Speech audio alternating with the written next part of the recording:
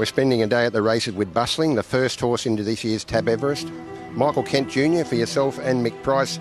How do you come to be the new trainers of Bustling?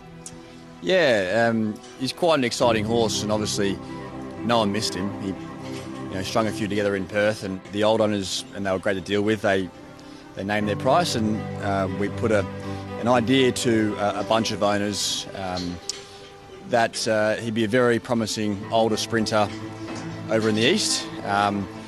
We had an idea about the Everest, just thinking that there are some amazing older sprinters, but I do feel that there is a new wave coming through. Three olds have a great record in the race.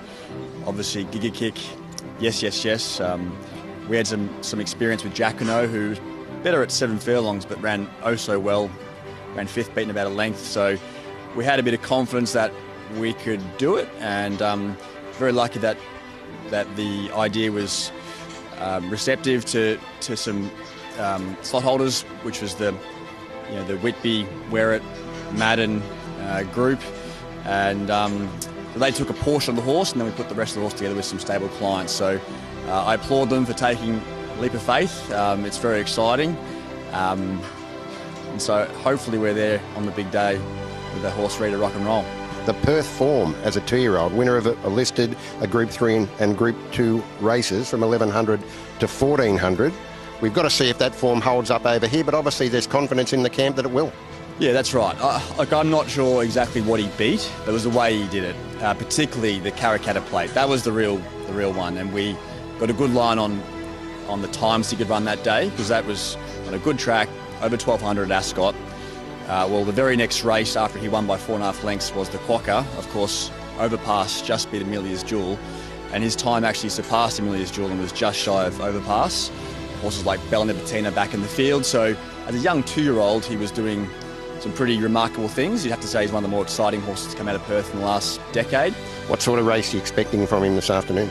Very much a prep run for us. We're already in the race. We have to prove anything to anybody.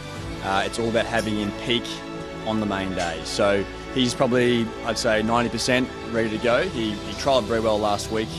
But there's some horses here with more intent than us, I suppose. A horse like Stormboy, he's really wound up. I think he'll run really well.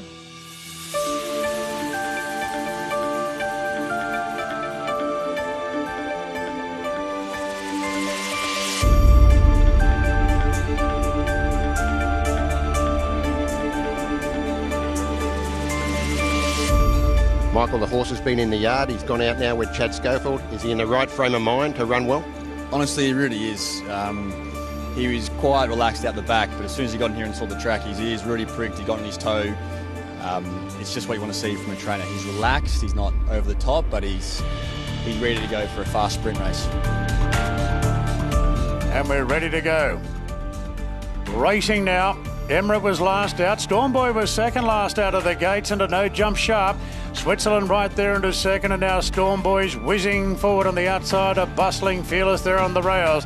Stormboy, he was second last out of the gates. Hieronymus let him run, and he rolls to the front by 2 on the other Coolmore horse, Switzerland. A note handed up in third, and Bustling fourth, 1 out, 1 back. Bustling moves up on the outside. Traffic Warden goes with him, and further back to Fearless, looking for the gap. Stormboy at the 300, leads the way narrowly from the stable, made a note closing in. Now Traffic Warden's heading top gear on the outside. A note and Stormboy. Traffic Warden's closing in. It's a note just in front from Traffic Warden. Traffic Warden lunges and got up. Traffic Warden won the run to the rose, ahead on the line to a node. Stormboy third, Linebacker charging home, followed by Emirates. Then came Tropicus from Fearless, Switzerland, and Bustling dropped right out of the end.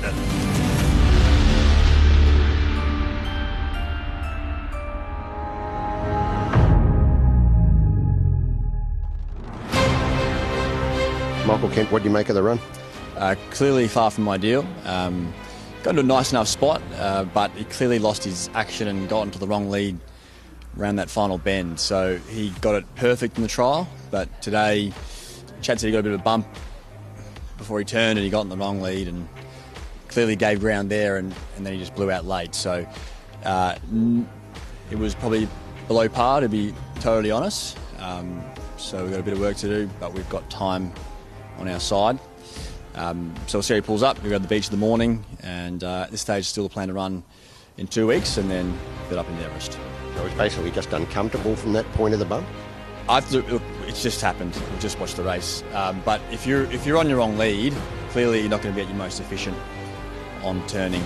So it's all new to him over here in the eastern states. He's got to he's got to learn to run Sydney way properly, but he didn't today.